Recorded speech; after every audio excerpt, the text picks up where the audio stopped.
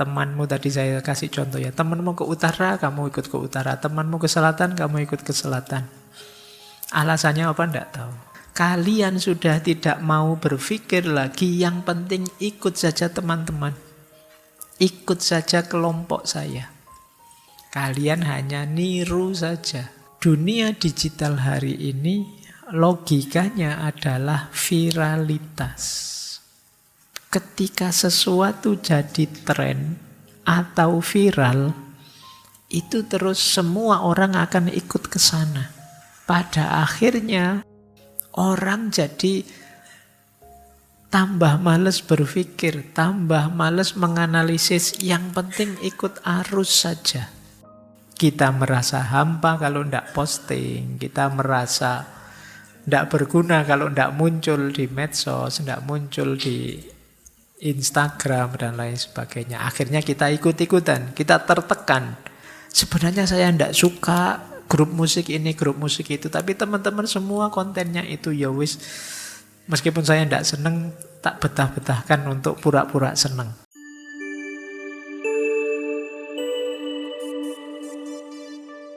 Assalamualaikum warahmatullahi wabarakatuh. Bismillah. Mari kita lanjutkan belajar lagi. Malam hari ini kita belajar salah satu jenis insting yang dikenal sebagai herd instinct.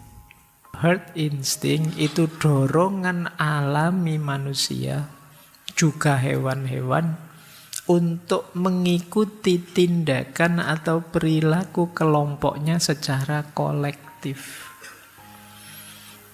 Jadi ada dorongan dalam jiwa kita untuk menyesuaikan hidup dengan kelompok kita.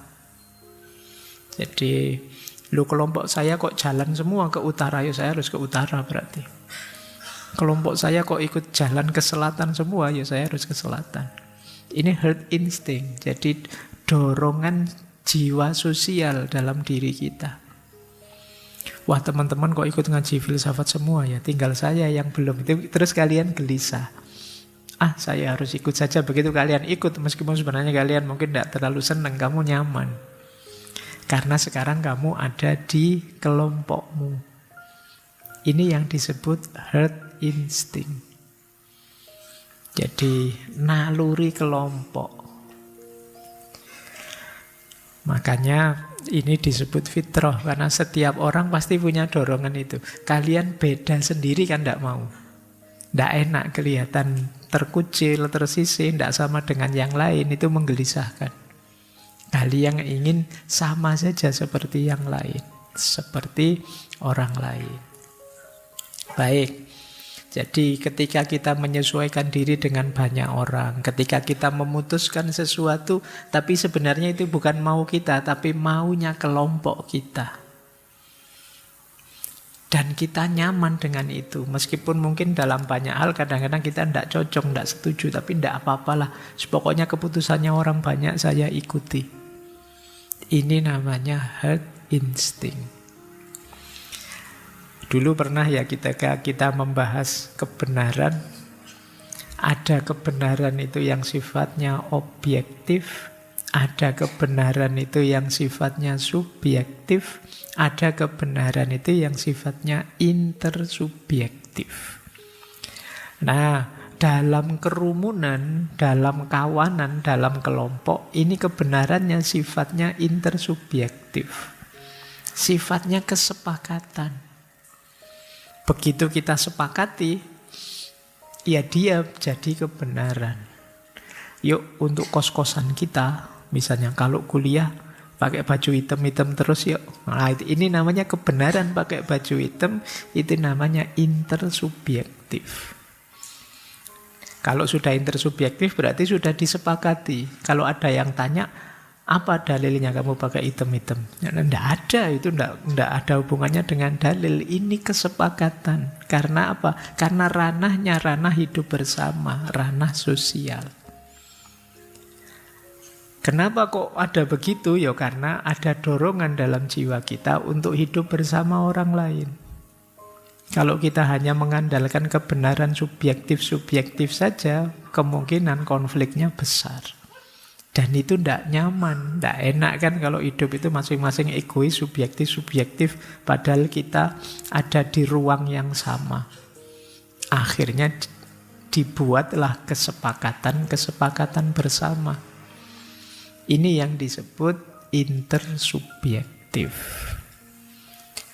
Nah, dorongan jiwa berarti herd instinct itu. Tapi pada saatnya dari herd instinct bisa lahir namanya herd mentality. Atau kadang-kadang disebut mob mentality. Mental kerumunan. Nah, kalau ini mulai agak kita harus hati-hati. Mental kerumunan itu apa? Ada beberapa penciri. Yang pertama mental kerumunan itu, kalian sudah tidak mau berpikir lagi, yang penting ikut saja teman-teman. Ikut saja kelompok saya. Kalian hanya niru saja. Ini sudah herd mentality. Temanmu tadi saya kasih contoh ya. Temanmu ke utara, kamu ikut ke utara. Temanmu ke selatan, kamu ikut ke selatan. Alasannya apa? Enggak tahu. Itu kan kayak film-film humor zaman dulu ya. Kayak film Dono Kasino Indro itu ada satu meja orang, yang satu ngasih roti, ditiru kasih roti, kasih daging, ditiru kasih daging, dikasih apa, ditiru kasih apa. Kamu hanya niru saja, enggak ngerti alasannya. Begitu mau kamu makan, ternyata orang yang kamu tiru ngasih makan anjing di bawah. Itu kan enggak nyambung. Kamu ikut saja karena enggak tahu tujuannya, kamu manut saja. Ternyata arahnya enggak seperti yang kalian bayangkan. Jadi mengikuti kelompok tanpa berpikir, tanpa mempertimbangkan kelompokmu sedang apa, tujuannya apa. Ya mereka melakukan itu alasannya apa. Yang penting mereka melakukan saja, kamu ikut melakukan. Kalau tiba-tiba saya noleh ke kanan sambil lihat ke atas, sebagian besar mesti ikut saya lihat ke atas. Tanpa sadar, loh alasannya apa kok tiba-tiba Pak Faiz noleh lihat ke atas. Nah, itu cirinya manusia. Terpengaruh oleh kelompoknya sehingga akhirnya dia hanya ikut-ikutan saja. Berarti kalian mulai kena herd mentality ini. Yang kedua, cirinya orang herd mentality, melakukan apapun kalian memerlukan validasi atau persetujuan orang lain. Atau setidaknya menghindari tidak dinilai negatif oleh orang lain. Ini ciri kedua. Kadang pakai baju saja kalian mikirnya ini nanti teman-teman komentar enggak ya? Seneng ya dengan yang saya pakai. Saya suka sih baju ini, tapi nanti jangan-jangan ada yang komen. Nanti jangan-jangan ada yang enggak suka. Ini pertimbangan-pertimbangan seperti ini salah satu ciri bahwa kalian mulai tenggelam dalam kerumunan. Kalian mulai hilang. Dirimu sendiri sudah tidak ada. Yang selalu jadi pertimbanganmu adalah pendapatnya orang lain, pikirannya orang lain, komentarnya orang lain. Berarti kalian sudah mulai herd mentality. Pak, teman-teman saya itu sekarang pakai jeans semua, Pak, celananya. Tidak ada yang pakai sarung. Padahal saya senangnya pakai sarung loh. Tapi kan kalau nanti saya pakai sarung sendirian, nanti saya dianggap tidak update, dianggap wah, terus akhirnya kamu memaksakan diri pakai jeans dan kamu merasa sangat tidak nyaman dan tersiksa misalnya. Nah ini contoh, berarti kamu terkena sindrom herd mentality. Mentalmu sudah mental kerumunan. Kamu tidak berani mengekspresikan keinginanmu sendiri. Karena khawatir nanti kalau saya ekspresikan nanti diketawain. Nanti dikomentari jelek. Nanti dapat jempol ke bawah. Nanti pokoknya pertimbanganmu itu semua. Berarti kamu sudah mulai tenggelam dalam kerumunan. Yang ketiga, biasanya tanpa berpikir panjang kita menyesuaikan dengan yang difikirkan atau dilakukan banyak orang. Hari ini trennya apa, kita ikut ke sana, tidak pakai mikir. Ini berarti kita sudah terjebak dalam herd mentality. Kalau kita sudah masuk dalam kelompok, kitanya hilang. Yang tersisa adalah kelompoknya. Makanya dalam filsafat itu dulu kita pernah belajar Martin Heidegger. Boleh dicari rekaman filsafatnya. Dia bilang manusia itu ada dua jenis. Yang pertama manusia kategori Dasein. Yang kedua manusia kategori Dasman. Dasein itu manusia yang otentik. Dia bisa jadi dirinya sendiri, mengekspresikan, menyampaikan, mengaktualkan apa yang ada di pikirannya. Tapi ada manusia yang kategori Dasman, yang dia tenggelam dalam realitas, tenggelam dalam kerumunan. Dirinya tidak ada orang Dasman itu. Yang ada kerumunannya. Pencirimu tidak ada. Pencirimu adalah penciri kelompokmu. Kalian tidak unik sama sekali. Orang tidak nganggap kehadiranmu. Karena tidak memberi efek apa-apa.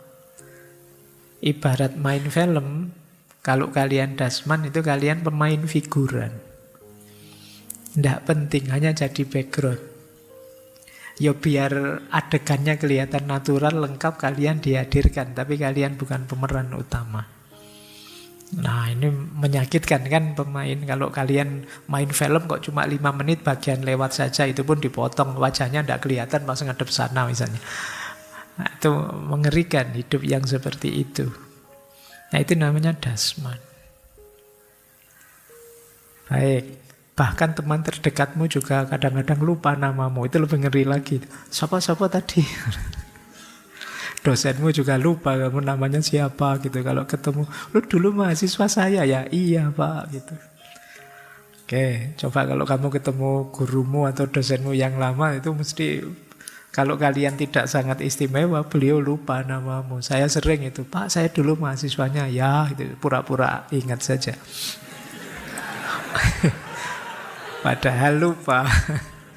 Oke ya, kenapa bisa begitu? Karena selama ini mungkin saya mengingatnya, yos pokoknya kamu temennya ini toh, sak kelas sama ini toh. Nah yang namanya saya sebut itu biasanya dia yang otentik, karena itu berkesan. Jadi kalau kamu misalnya ketemu siapa dari masa lalumu, terus bukan kamu yang diingat tapi temenmu, oh kamu temennya inilah, berarti yang diingat temanmu bukan kamu. Berarti kamu pemain figuran tadi. Jadi kamu tidak terlalu penting bagi dia. Baik, kita lanjutkan ya. Jadi kalau kalian sudah punya ciri-ciri ini, berarti kalian sudah kena penyakit herd mentality atau mob mentality. Ada beberapa teori yang relate dengan kondisi herd mentality tadi. Ini dari Daniel Kahneman dan Amos Tversky. Namanya dual proses teori. Itu punya dua sistem. Sistem yang pertama berpikir cepat, otomatis. Sistem yang kedua berpikir lambat, serius, mendalam, sengaja. Untuk menjalankan sistem yang kedua itu biasanya kita perlu waktu menyendiri. Begitu kita masuk dalam kelompok, yang berjalan adalah sistem yang pertama. Hidup sehari-hari kita itu lebih banyak dikendalikan oleh sistem yang pertama, yang cepat, yang segera. Kadang-kadang pakai dasar biasanya begitu. Hidup kita sebagian besar yang pertama. Kadang kita menyebutnya autopilot. Jalan begitu saja. Kita tidak pernah mikir kok. Ya ngaji ini ya otomatis saja tiap Rebo ke sini, nanti setelah ini pulang nongkrong sebentar, terus tidur, setelah tidur bangun, setelah itu ke kampus, terus ngopi, terus otomatis saja. Dan kamu tidak melakukannya secara sadar, sehingga kalau ditanya detail, kamu jawabnya susah. Ayo minggu lalu hari Rebo kamu makan malamnya di mana? Itu kadang lupa. Ya kan? Kadang-kadang kamu ngajinya di sudut mana juga lupa. Kenapa begitu? Karena kita lebih banyak autopilot. 2 hari yang lalu pagi-pagi kamu bangunnya jam berapa? Lupa sudah, datanya kecampur dengan 3 hari yang lalu, 4 hari yang lalu, minggu lalu. Kenapa? Kalian tidak melakukannya secara sadar, serius. Jadi yang banyak bekerja itu sistem pertama, yang autopilot saja. Cirinya gampang lah, kalian sering kaget. Tiba-tiba sudah seminggu. Ya kan? Cepat sekali ya, minggu depan sudah waktunya tugas kelompok saya. Itu menunjukkan kamu tidak menikmati waktumu. Semuanya berjalan autopilot saja sudah. Itu sistem yang pertama. Dalam kelompokmu juga begitu. Biasanya rujukan sistem yang pertama itu ya kelompok. Kalau ditanya kalian bilang kok itu dilakukan, ya memang biasanya begitu, Pak. Sistem yang kedua ini yang jarang kita lakukan. Jadi biasanya yang kedua ini momen-momen kita menarik diri sebentar, bermuhasabah, merenungi, menghitung apa yang sudah kita lakukan selama ini. Apa yang harus kita lakukan selanjutnya. Ini momen sistem kedua yang bekerja. Herd mentality lahir dari sistem yang pertama. Biasanya karena kita males mikir mendalam, enaknya sudah rutin saja, jalan ikut saja yang lain. Ini logik dari teori dual proses. Jadi ada 2 proses. Mulai sekarang coba kita perhatikan ya. Ini sedang bekerja proses kedua. Yang saya lakukan tadi itu proses pertama dan seterusnya. Nah, sekarang kita masuk ke sini karena arahnya nanti sebenarnya ke sini. Dunia kita hari ini. Apa yang terjadi dengan dunia digital? Kalau mentalitas kita hanya mentalitas kerumunan, sementara dunia kita sekarang dunia digital, dunia maya, yang algoritmanya berbeda dengan dunia nyata, apa yang terjadi? Kita lihat ya, ini agak banyak hubungan dengan dunia digital ini. Ini materi ya mungkin teman-teman tertarik, karena ini dunia kita hari ini. Yang pertama, dunia digital hari ini logikanya adalah viralitas. Ketika sesuatu jadi tren atau viral, itu terus semua orang akan ikut ke sana. Pada akhirnya situasi viralitas ini akan memperkuat herd mentality. Orang jadi tambah males berpikir, tambah males menganalisis, yang penting ikut arus saja. Hari ini kan itu kita dari viral ke viral, yang kalau kata dulu filosof Perancis yang Brodiat, beliau menyebut peradaban hari ini itu peradaban epilepsi. Jadi kita itu seperti orang sakit ayan, epilepsi. Orang ayanen epilepsi itu kan sering tiba-tiba kumat. Kalau sudah kumat, kejang-kejang. Terus sembuh, santai lagi. Besok kumat lagi, kejang lagi. Kita persis seperti itu. Kita hidup dari viral ke viral. Viral itu kan sesuatu yang mengagetkan, terus semua orang berkerumun di situ. Tiba-tiba ada berita ini, beritanya viral. Kita kaget, kok bisa ya begitu? Kaget kita belum selesai. Besok ada berita baru lagi. Lebih mengagetkan lagi, urusannya beda lagi. Terus kita kaget. Jadi hidup kita tiap hari dari kaget ke kaget. Persis orang sakit ayan. Makanya Freudian menyebut peradaban kita hari ini peradaban orang epilepsi. Makanya banyak orang stroke, banyak orang sakit jantung. Karena tiap hari dikagetkan. Medianya sendiri memang sengaja membuat berita yang mengagetkan. Nah, saya tadi buka Google itu nyoba-nyoba entry Fakhruddin Faiz. Nama saya. Tiba-tiba yang paling atas apa? Dijual Fakhruddin Faiz murah. Wah, itu kalimat pertama itu ternyata saya sedang dijual murah. Jadi tidak ada kata bukunya sama sekali. Pokoknya dijual Fakhruddin Faiz murah gitu. Betapa saya kaget. Jadi ternyata harga saya murah. Baik, ini dunia sekarang begitu. Nah, ketika viralitas jadi dasar, ya tentu saja viralitas itu sendiri menandai munculnya herd mentality.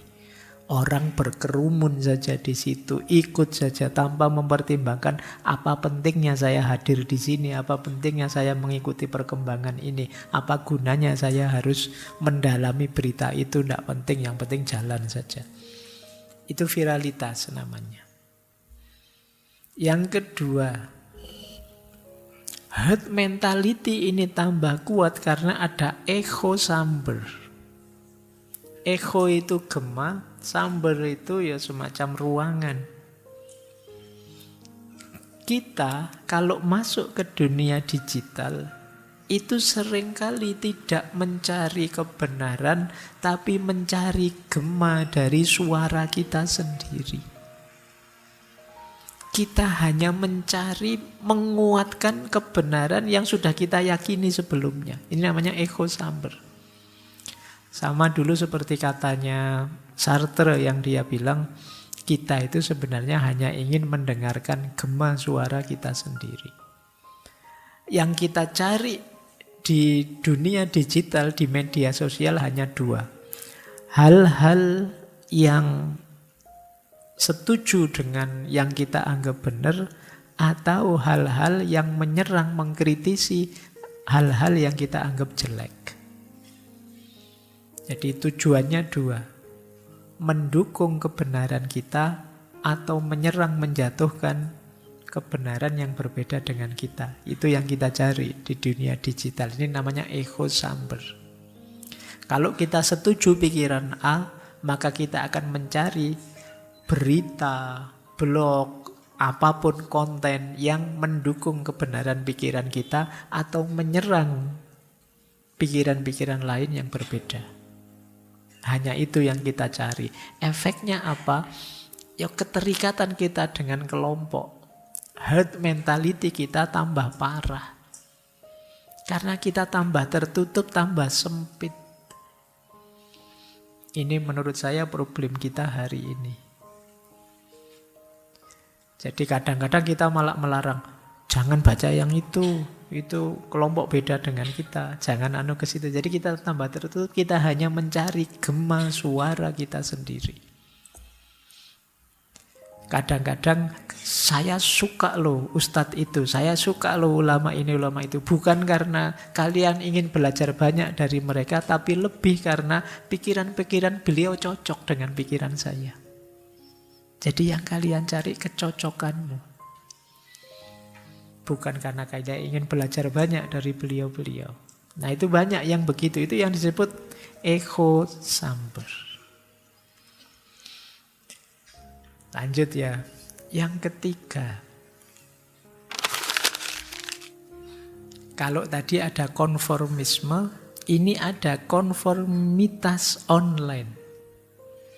Jadi media sosial, Twitter, Instagram, WhatsApp kita, itu kadang-kadang menekan kita untuk mengikuti tren-tren tertentu. Kita seolah-olah dipaksa untuk memberi like, memberi komen, atau membagikan konten. Kalau tidak ingin dianggap tidak update. Oh, ini tekanan sosial melalui medsos. Bahkan sekedar ucapan innalillahi pun kita kadang-kadang Wah, kalau saya belum ikut bilang innalillahi, nanti diserang sama teman-teman, ya dianggap tidak peduli. Mari kita doakan saudara kita. Al-Fatihah 7 kali. Tulisannya begitu 7 kali. Kamu Fatihah beneran ya enggak tahu. Pokoknya mbok tulis 7 kali gitu. Jadi kadang-kadang ya kamu nulis saja. Mari kita doakan saudara kita, tapi entah berdoa beneran, entah enggak penting. Yang penting kamu sudah tampil di medsosmu. Kalau kamu punya konten, atau temanmu punya konten, itu seolah-olah kita dipaksa untuk merespon. Sekedar komen atau jempol atau itu. Kalau enggak melakukan itu, rasanya kok kurang solider ya. Wong itu kontennya teman kita, mbok yo cuma ngasih like saja, masa enggak. Ini yang mana yang disebut tekanan sosial. Jadi kita sebenarnya tidak mau untuk komen yang tidak penting, jempoli yang tidak serius. Tapi algoritmanya begitu sekarang. Menekan kita untuk merespon. Kadang-kadang kan ada permintaan, tolong saya punya konten yang baru ini di like ya, dijempoli ya. Kamu kan iyalah, wong teman saja mau apa. Kan jarang kamu balas. Emangnya memang bagus kok saya harus nge-like. Kan kamu tidak berani bilang begitu. Kamu diminta nge-like ya di-like saja. Padahal begitu kamu nonton, aduh konten kayak gini aja. Kan kamu begitu. Tapi ya tetap kamu jempoli. Itu kan peradaban jempol itu kan hari ini dunia digital itu bisa kebalikan kenyataannya.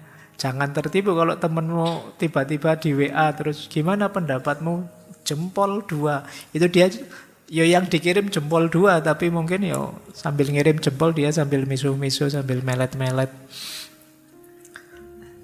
Tapi kan jempol 2. Oke, itu yang disebut tekanan sosial. Jadi kita ditekan untuk mengkonfirmasi konten, isi. Bahkan kita yang punya konten itu kan merasa gelisah luar biasa kalau tidak ada yang nge-like. Saya sudah posting sejak kemarin loh, yang nge-like kok cuma 2 ya. Padahal teman kos saja 3. Itu kan kamu ngeri, berarti ini teman kosku saja salah satu ada yang tidak nge-like gitu. Oh, itu kamu merasa hampa, merasa tidak bernilai kalau sudah begitu. Itu yang kedua, fear of missing out, FOMO. Ini banyak diuraikan ya. FOMO juga menunjukkan herd mentality. Kita merasa hampa kalau tidak posting. Kita merasa tidak berguna kalau tidak muncul di medsos, tidak muncul di Instagram dan lain sebagainya. Akhirnya kita ikut-ikutan, kita tertekan. Sebenarnya saya tidak suka grup musik ini, grup musik itu. Tapi teman-teman semua kontennya itu ya wis.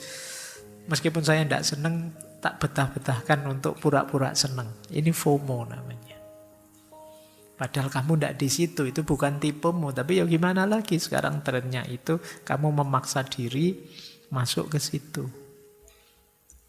Ini lagi-lagi, kenapa kok orang bisa begitu? Herd mentality. Karena kamu khawatir dianggap, berarti kamu orang kuno bukan orang zaman sekarang. Masa grup musik ini tidak suka misalnya.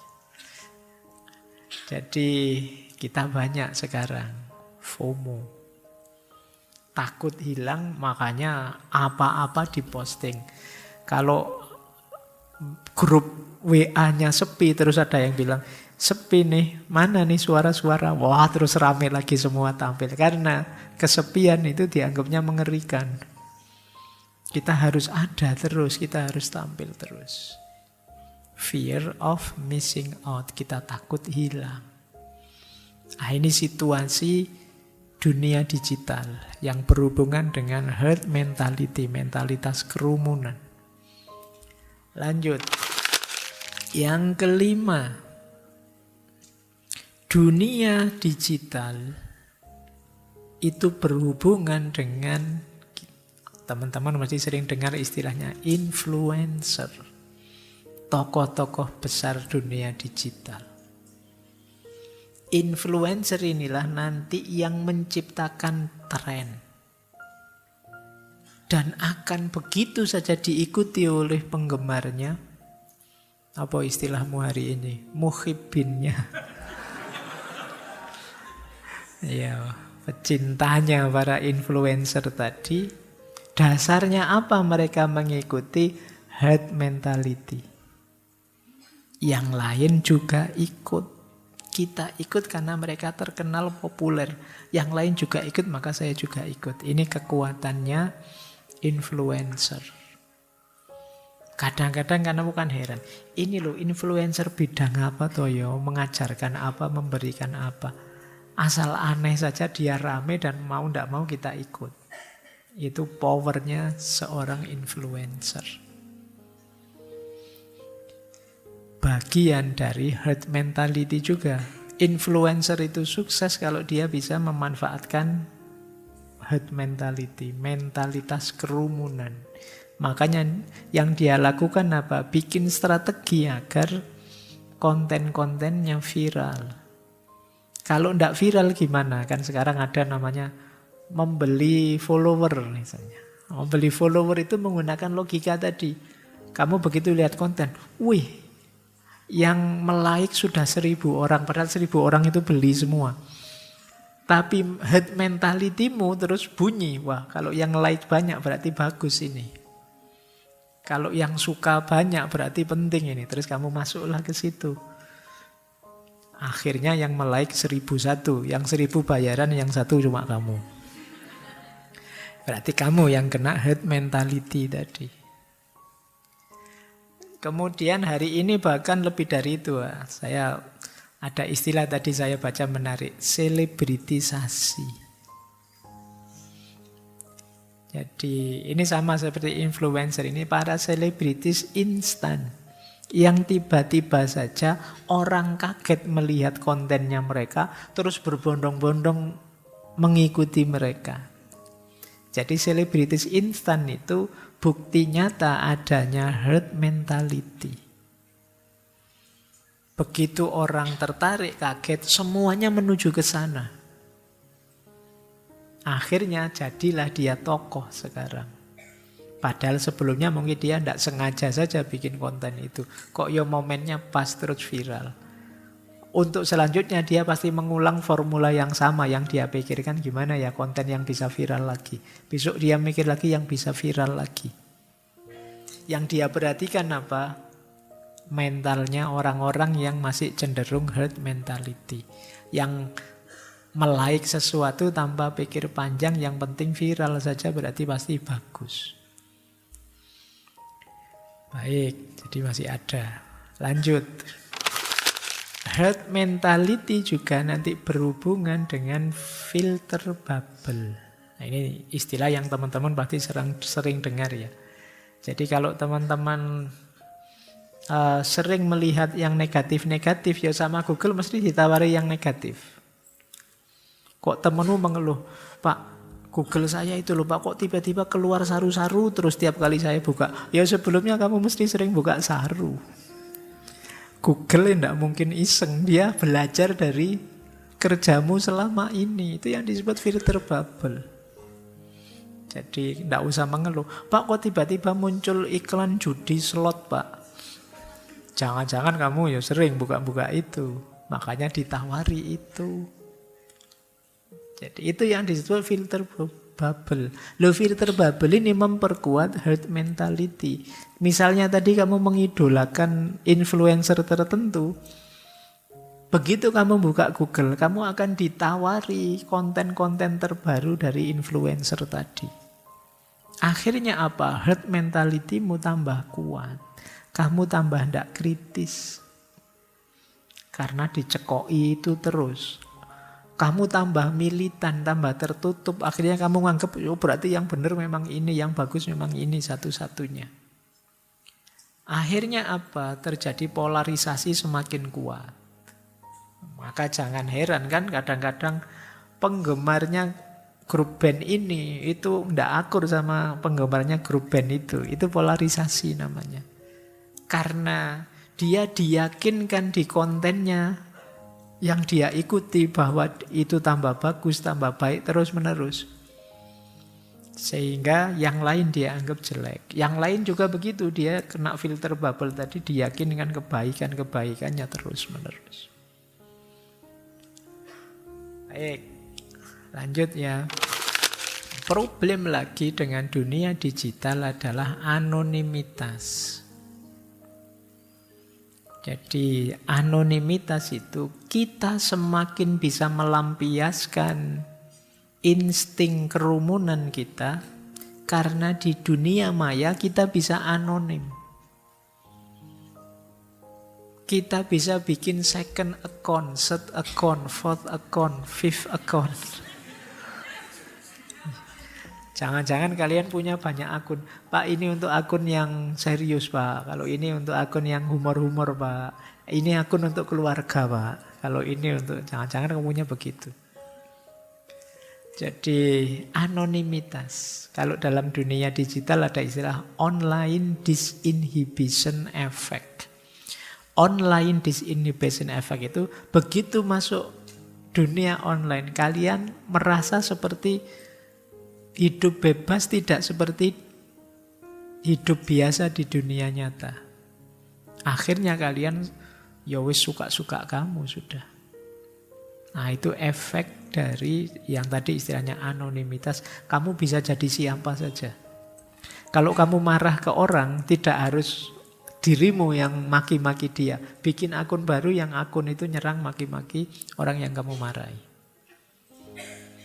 Ini juga nanti memperkuat herd instinct. Karena kalian bisa punya banyak jalan untuk menghidupkan kelompokmu, idola-idolamu. Kemudian ada lagi troll, disinformasi, ini hoax, berita-berita bohong, berita-berita bikinan. Kadang-kadang orang untuk menegaskan herd mentality-nya itu ya dengan membuat hoax-hoax, berita-berita palsu. Agar yang dia anggap benar tambah benar.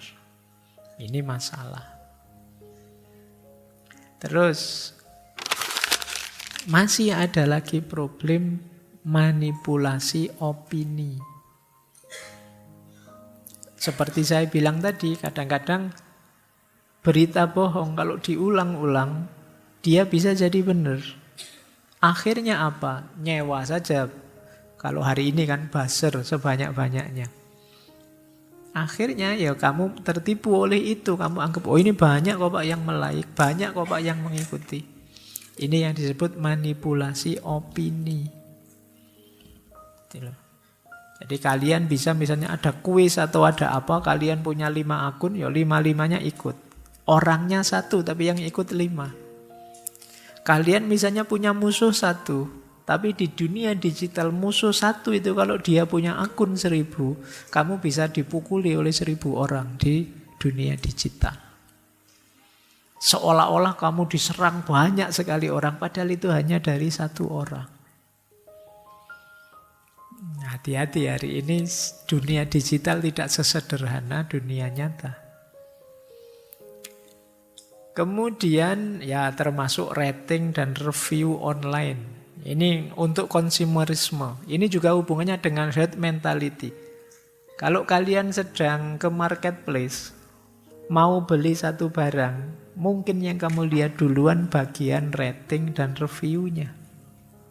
Oh, ini nilainya di atas 4 semua Pak ini. Misalnya, dan kamu tertarik untuk membelinya. Karena apa? Karena rating dan reviewnya. Padahal rating dan review itu mungkin saja bisa juga diatur. Bisa memang dimanipulasi biar kelihatan banyak. Sehingga kelihatan banyak orang suka. Kalau banyak orang suka, herd mentality-mu tadi meronta-ronta ingin ikut. Karena berarti ini viral. Padahal mungkin itu tidak sesuai dengan kebutuhanmu. Wah, reviewnya positif semua. Yang beli muji semua, 5 semua kasih gambar itu. Begitu kamu beli, aduh barangnya kok kayak gini ya. Tapi tidak apa-apa lah, saya sedang ikut tren ini. Itu namanya herd mentality. Baik. Masih ada lagi problemnya. Dunia digital ya nanti pada akhirnya problem sebanyak itu melahirkan depresi, kecemasan, rendah diri.